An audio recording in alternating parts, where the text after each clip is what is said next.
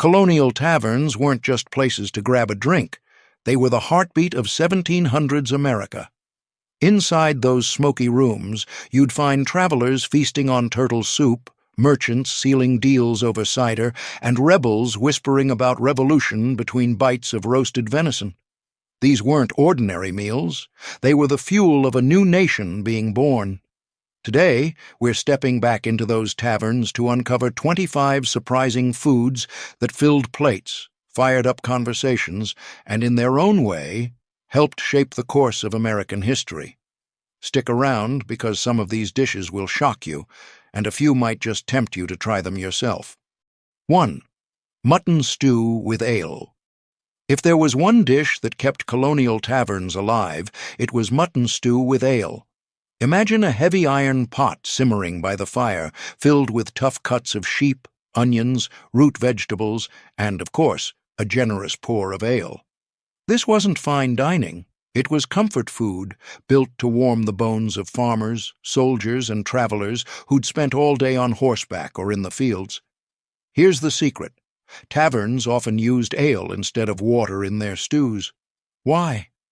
Water wasn't always clean, but ale was safe, and it added a deep malty flavor that turned cheap mutton into something rich and satisfying. A single bowl could feed a man for hours, and with bread to soak up the broth, nothing went to waste. Think about it. In today's money, a hearty bowl like this might cost less than $3 to make at home.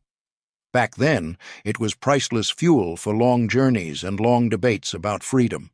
And for many colonists, that hot stew by a smoky hearth was the closest thing to comfort in a world full of uncertainty. But the tavern menu didn't stop at stew. Next up, a dish so decadent it turned heads whenever it hit the table. 2. Roast suckling pig. Now, if mutton stew was the common man's meal, roast suckling pig was the showstopper. Picture it. A whole piglet, slow-roasted over an open fire, its skin turning golden and crisp, the fat basting the meat as it cooked. When the tavern keeper carried that platter through the smoky room, every head turned. This wasn't just dinner. It was a statement. In the 1700s, meat was expensive, and a suckling pig meant someone had money to spend or a reason to celebrate.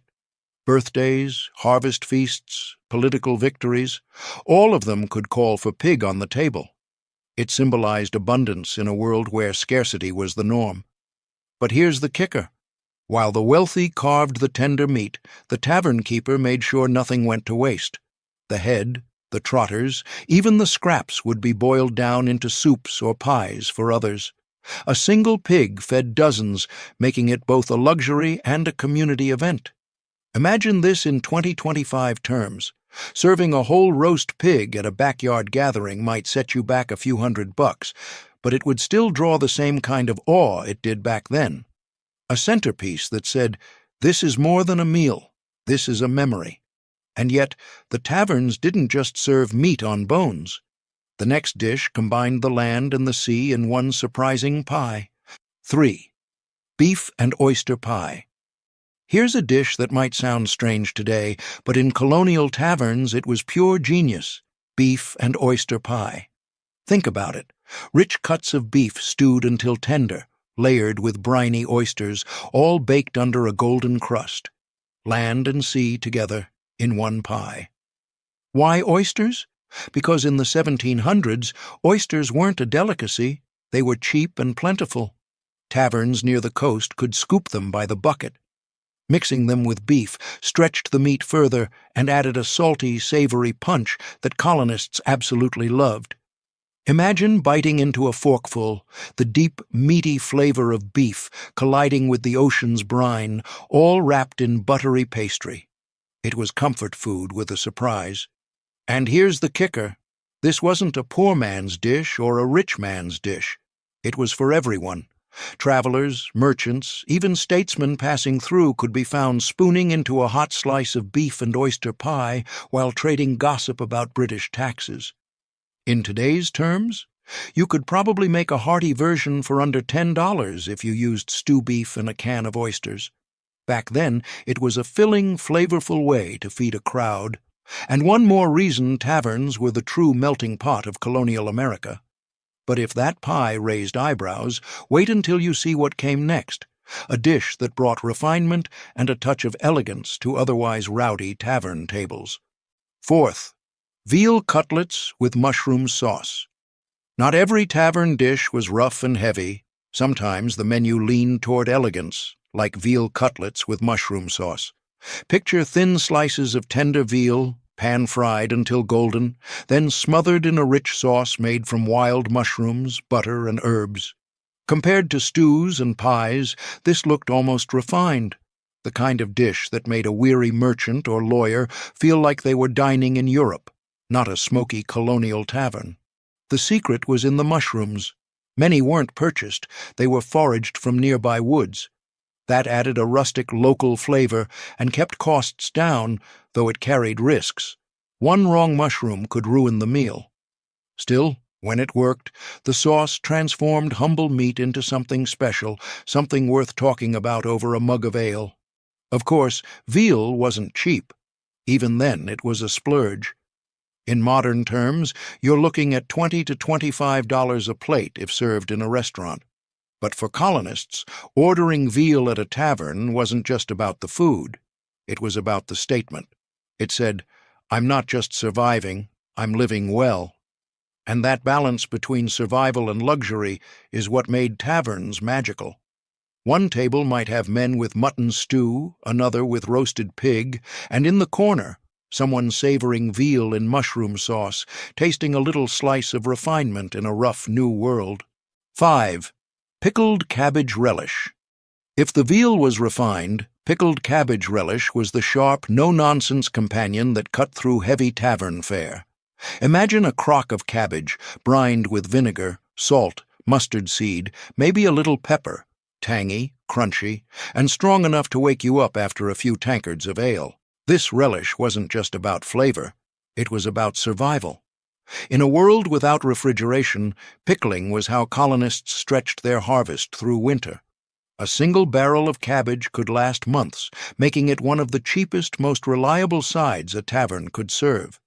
It refreshed the palate after fatty meats, and it kept scurvy at bay when fresh produce was scarce. Cost-wise, it was almost nothing, pennies compared to meat.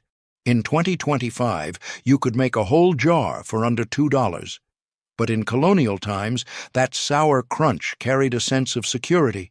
Food that lasted, food that traveled, food that reminded you of home when you were miles away. And here's the kicker. While it was a side dish, taverns used relish like a secret weapon. It kept customers coming back because even the simplest meal felt balanced, alive, and memorable. From tangy cabbage, the tavern tables swung back to warm comfort, and nothing said comfort quite like chicken simmered slowly in sweet apple cider. 6. Apple cider braised chicken. Few tavern dishes captured the flavor of colonial America like apple cider braised chicken. Imagine a plump bird simmering low and slow in a pot of fresh-pressed cider, onions, and herbs. The result? Meat so tender it fell off the bone, wrapped in a sweet savory sauce that smelled like autumn itself. Cider wasn't just a drink, it was everywhere.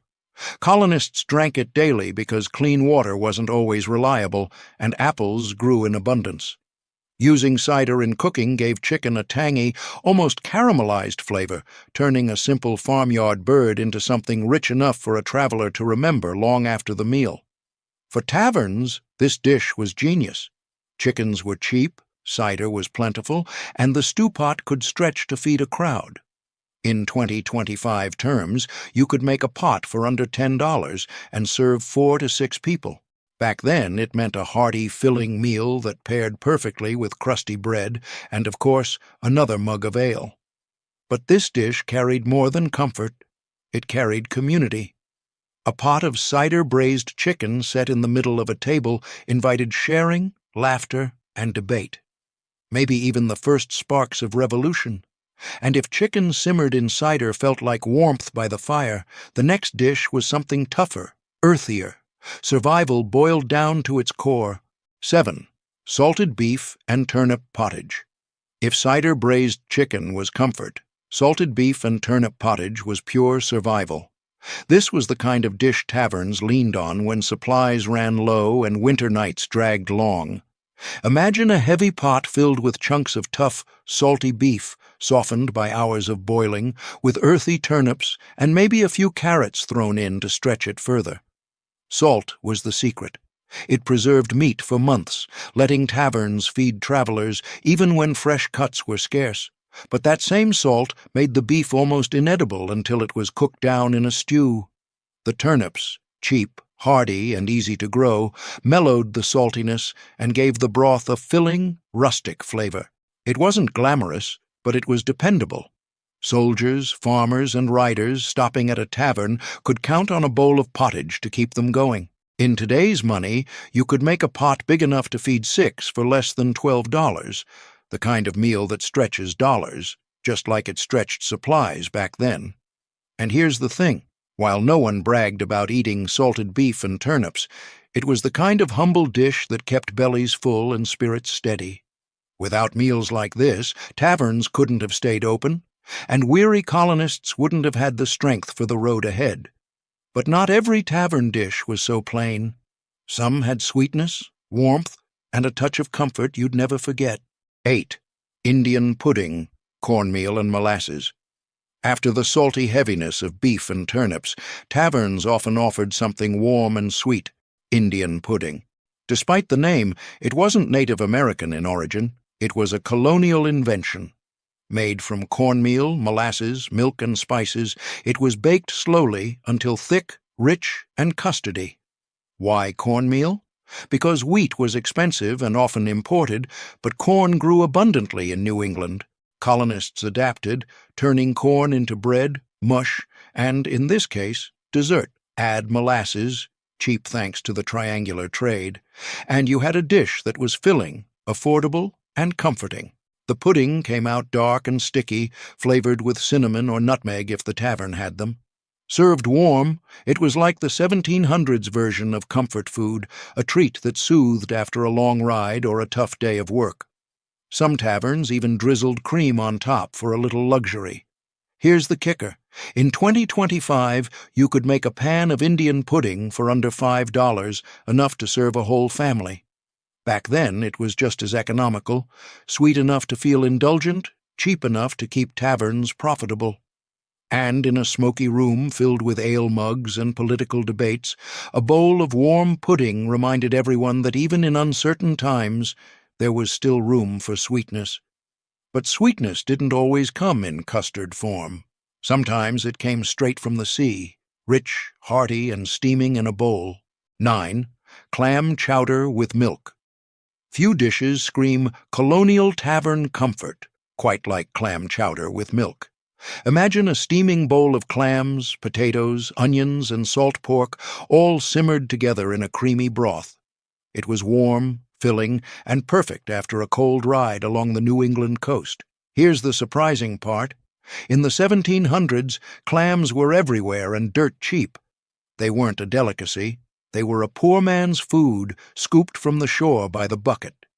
Mixing them with milk and root vegetables stretched the meal, turning simple ingredients into something hearty enough to satisfy a tavern full of hungry travelers. The milk gave it richness, the clams added briny depth, and the salt pork tied it all together. Served with hard bread or a biscuit, it was a dish that stuck to your ribs and kept you going through long nights of debate, drinking, and storytelling. Cost-wise, it was one of the cheapest tavern meals. In today's money, you could whip up a pot for under $10, feeding 5 or 6 people. Back then, it was an economical staple, comfort in a bowl made from what the land and sea provided. And here's the thing. While the revolution was brewing outside, inside the tavern, a bowl of chowder reminded folks of home. It was humble, simple, but unforgettable. But when it came to sweet endings, taverns had another trick up their sleeve, one thick, sticky, and rich with molasses. 10. Molasses pudding. If chowder was the warmth of the sea, molasses pudding was the sweetness of the land. This tavern staple was simple, flour or cornmeal, eggs if the cook had them, and a heavy pour of blackstrap molasses baked into a dense, sticky pudding. No fancy frosting, no delicate presentation, just a dark, rich dessert that filled the air with the smell of sugarcane and spice. Why molasses? Because it was cheap, plentiful, and tied directly to the colonial trade routes. Imported from the Caribbean, molasses became the sweetener of choice for ordinary folks who couldn't afford refined sugar. Taverns leaned on it heavily, turning a few humble ingredients into something that felt indulgent after a day of salted beef or pottage. The pudding was hearty enough to serve as both dessert and breakfast the next morning, making it a practical choice for tavern keepers. Travelers loved it because it felt like a rare treat, sweet, filling, and comforting in a world where luxury was scarce. Today, you could make a pan of molasses pudding for less than $6, feeding a family for days. Back then, it was a budget-friendly way to end a meal on a high note. And here's the kicker. While revolution was brewing outside tavern doors, inside, a slice of pudding reminded colonists that even in uncertain times, sweetness could still be found. But the menu wasn't done surprising. Next up, a dish that carried the weight of tradition and herbs straight from the tavern garden. 11. Roast capon with herbs. If molasses pudding was rustic comfort, roast capon with herbs was the tavern's touch of elegance. A capon, a castrated rooster, produced tender, juicy meat, richer than chicken but not as gamey as wild fowl. When roasted over an open hearth and seasoned with garden herbs like sage, thyme, and parsley, it became a dish that smelled as good as it tasted. This wasn't an everyday meal. Capons were more expensive than chickens, so taverns served them on special occasions or for wealthier guests who wanted something finer than stew. But when a roast capon hit the table, it turned heads. The golden skin, the aroma of herbs, and the promise of tender meat made it a centerpiece worthy of celebration. What made it special was the simplicity. No complicated sauces, no heavy breading, just honest roasting with herbs grown in the kitchen garden. It reminded colonists of old-world traditions while showing off the abundance of the New World. In today's terms, roasting a capon would cost maybe $25 to $30, but it could feed a whole family. Back then, it was luxury wrapped in simplicity, proof that taverns weren't only about filling bellies, but about creating moments worth remembering. And right alongside that golden roast, taverns often served something humbler, but no less hearty. A pie of onions and potatoes that stretched simple ingredients into pure comfort. 12. Onion and potato pie. Not every tavern dish was grand or expensive. Some, like onion and potato pie, were built out of pure necessity. Picture layers of sliced potatoes and sweet onions baked under a simple crust, with maybe a splash of cream or broth if the tavern had it. It was humble, filling, and cheap, the kind of dish that kept travelers going without draining their purse. Potatoes were just becoming common in colonial America, and taverns quickly learned they were perfect for stretching meals. Paired with onions, a crop that stored well through winter, this pie became a reliable standby. It wasn't flashy, but it delivered warmth and energy to tired riders, farmers, and merchants. Flavor-wise, it was rustic but comforting. Tender onions turning sweet as they baked, potatoes soaking up every drop of savory juice. Served with bread and ale, it made a meal that cost next to nothing but felt satisfying after a long journey. In modern terms, you could whip up a whole pie for under $5, feeding 4 people easily. Back then, that same value made it a tavern favorite. Proof that simple food, done right, could hold its own alongside roast meats and rich puddings. And for those craving something sweet after a savory pie, taverns had just the thing: golden fritters dusted with cinnamon. 13. Apple fritters with cinnamon. If onion and potato pie was hearty comfort, apple fritters with cinnamon were pure delight. Imagine hot chunks of apple dipped in batter, fried until golden, then rolled in sugar and cinnamon. Served fresh from the pan, they were crisp on the outside, soft and sweet inside, the kind of treat that made even the rowdiest tavern-goer pause for a smile. Apples were everywhere in colonial America, and taverns used them in everything from cider to stews. Turning them into fritters was genius.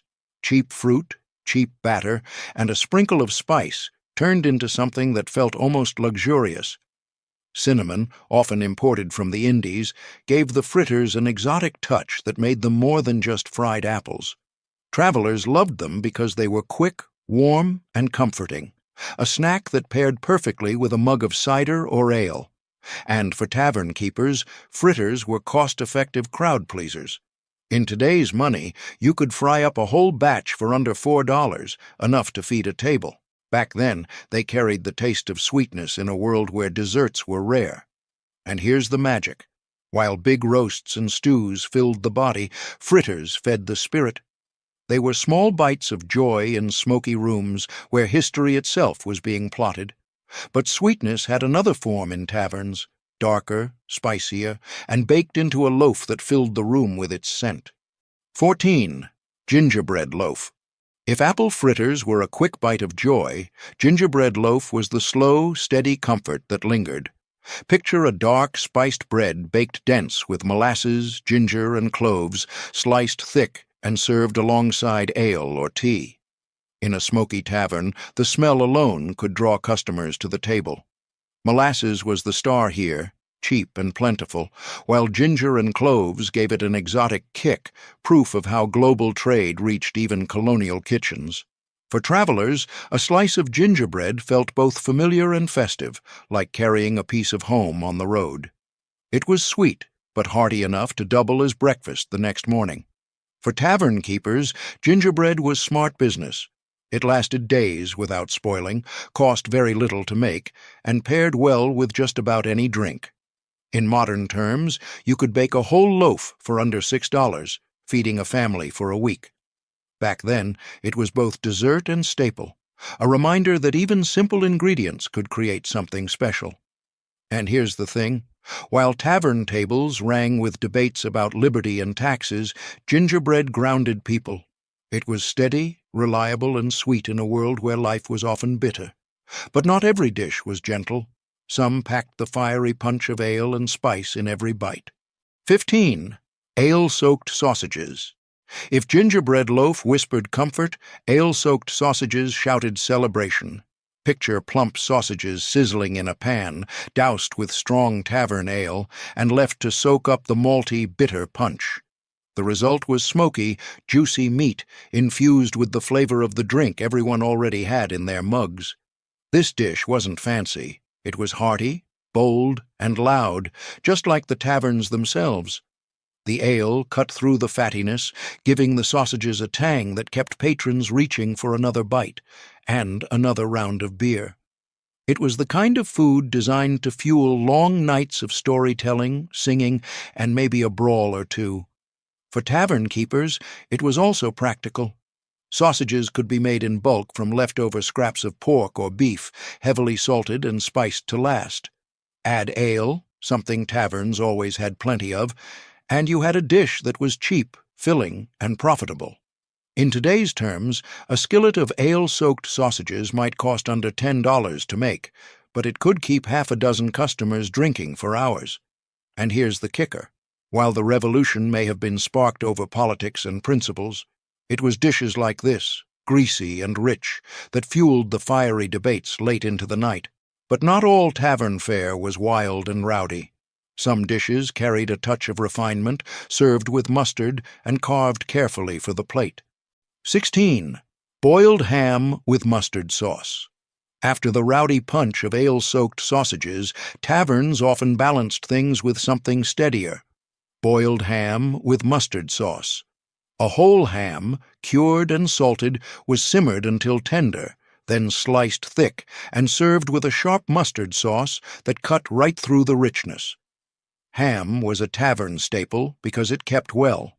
Once salted or smoked, it could last through long winters or long sea voyages. For tavern keepers, that meant reliability, meat they could count on when fresh cuts weren't available. The mustard sauce, usually made with vinegar and ground seeds, added a tangy kick that made each bite feel brighter. This dish was hearty, but also practical. One ham could feed dozens, and the sauce stretched flavor without adding much cost. In 2025 money, you could prepare a full ham dinner for around $20 and serve an entire family for days. Back then, it was the perfect mix of thrift and satisfaction. And here's what made it special. It wasn't just food, it was fellowship.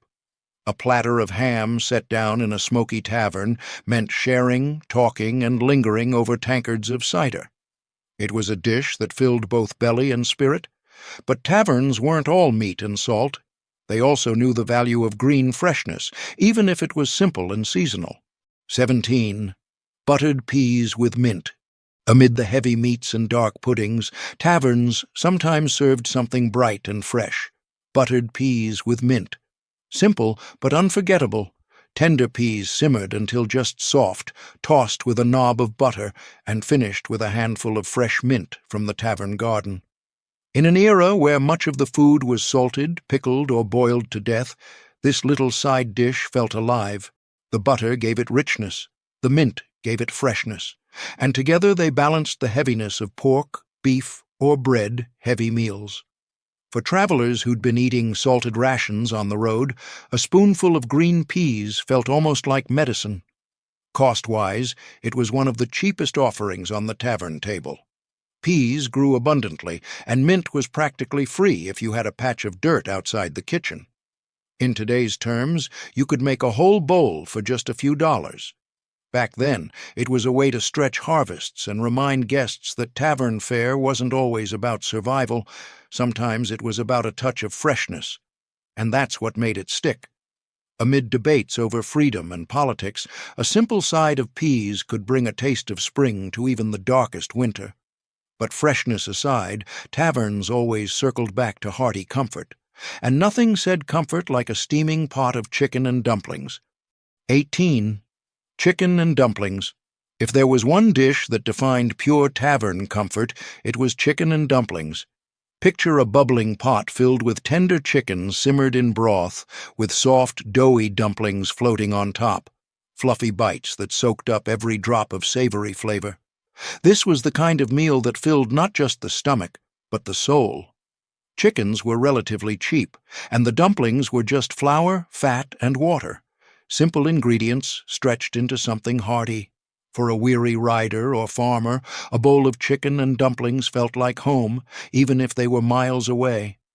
Tavern keepers loved it too. One pot could feed a crowd, and it was easy to keep simmering over the fire all day. In today's terms, you could make a pot for under $12, serving an entire family. Back then, it was one of the most economical dishes on the menu, filling, warm, and comforting enough to make people linger a little longer with their mugs of cider. And here's the beauty of it. While roasted pig and veal cutlets impressed, it was humble chicken and dumplings that kept people coming back. It wasn't flashy. It was dependable, familiar, and deeply satisfying. But when taverns wanted to end a meal with something sweet and heavy, they turned to a dish packed with fat, raisins, and old-world tradition. 19. Suet pudding with raisins. After the cozy comfort of chicken and dumplings, taverns often turned to suet pudding with raisins for dessert. Heavy, rich, and a little rustic, it was made from flour, breadcrumbs, beef suet, the fat around kidneys, molasses or sugar, and a handful of raisins for sweetness. Steamed or boiled until dense and moist, it was the kind of pudding that stuck with you long after the meal. To modern ears, the idea of beef fat in dessert sounds strange, but back then it was practical and delicious. Suet gave the pudding its structure, while raisins, imported and therefore special, added bursts of sweetness that made the dish feel like a treat. Served with a drizzle of cream or sauce, it was a taste of old England that reminded colonists of their roots. For tavern keepers, this pudding was smart business. It used scraps and cheap ingredients, yet felt rich enough to satisfy guests. In today's terms, you could steam a whole pudding for under $8, serving a big group. Back then, it was affordable indulgence, proof that even the rough-and-tumble tavern life had its sweet rewards. And while puddings carried the weight of tradition, taverns also knew how to borrow from the sea. frying up fish with ale batter so crisp it could rival any modern pub. 20. Ale-battered haddock. Taverns weren't just about stews and puddings. Sometimes they served food that felt downright festive. Ale-battered haddock was one of those dishes. Picture a fresh fillet of white fish dipped in a batter made with tavern ale, then fried until golden and crisp. When it hit the table, it was crunchy on the outside, flaky on the inside, and perfect with a squeeze of lemon or a dollop of mustard sauce. Fish like haddock was common along the colonial coast, and frying it in ale batter gave tavern cooks a way to turn something simple into a crowd-pleaser. The ale made the batter light and airy, while also giving it a malty flavor that paired perfectly with, you guessed it, another mug of beer. For travelers, this was a treat. After days of salted beef or tough bread, a hot piece of fried fish felt like luxury. And for tavern keepers, it was a win. Inexpensive, quick to cook, and guaranteed to keep customers happy and thirsty.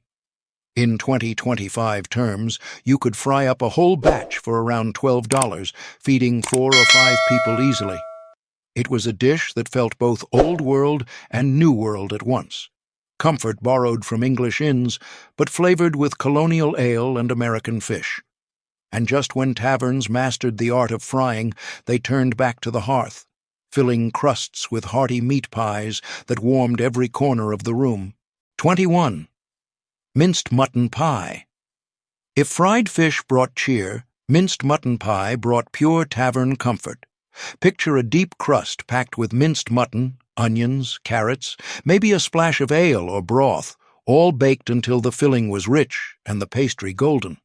When the pie was cut open, steam poured out, carrying the smell of meat and herbs through the tavern.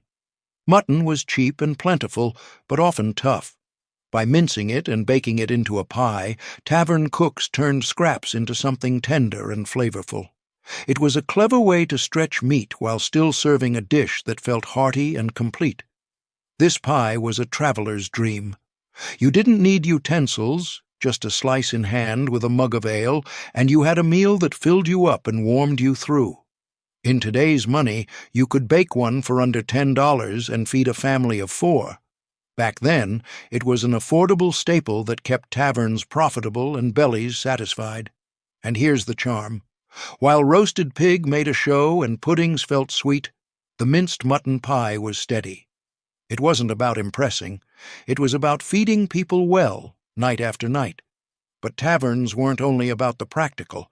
Some dishes were designed to surprise, even delight, like a roasted bird small enough to fit on one plate, but rich enough to taste like a feast.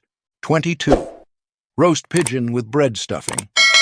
Among the roasts and pies, taverns sometimes served a dish that felt both rustic and refined: roast pigeon with bread stuffing. Pigeons, or squab, were easy to catch, common around farms, and surprisingly tender when roasted. When stuffed with breadcrumbs, onions, herbs, and maybe a splash of cider, they turned into a small but flavorful feast. This wasn't the kind of meal that fed a crowd. Each pigeon served one person. That made it feel special, almost personal, compared to the giant pots of stew or shared roasts. For travelers who'd been living on jerky or cold rations, a whole bird on their plate felt like luxury, even if it was just a humble pigeon. Tavern keepers liked them too. Pigeons were cheap, and bread stuffing stretched the dish further while soaking up every drop of flavor. In today's terms, you could roast up a pigeon-sized bird for a few dollars. Back then, it was a smart way to serve something that felt indulgent without breaking the tavern's budget. And here's the kicker. While taverns roared with talk of independence, a plate of roast pigeon reminded diners of simple abundance, proof that even small meals could feel like feasts. But tavern cooks didn't stop with roasts. They also knew how to turn apples, eggs, and cream into a sweet custardy treat, unlike anything else on the table. 23. Apple tansy, fried apple custard. If roast pigeon brought savory comfort, apple tansy delivered sweet surprise. This colonial favorite was a kind of fried custard: eggs, cream, and sugar whisked together, poured over sliced apples, then fried in a pan until golden and bubbling. Sprinkled with cinnamon or nutmeg, it was cut into wedges and served warm, like a cross between a pancake and a custard pie. The name tansy came from a bitter herb once used in earlier versions, but by the 1700s, taverns had sweetened the recipe, turning it into a dessert people actually craved. Apples were plentiful, eggs were cheap, and spices like cinnamon gave it that touch of indulgence tavern-goers loved. It was simple to make, yet it felt special, the kind of dish that turned everyday ingredients into something that felt like a reward after a long ride.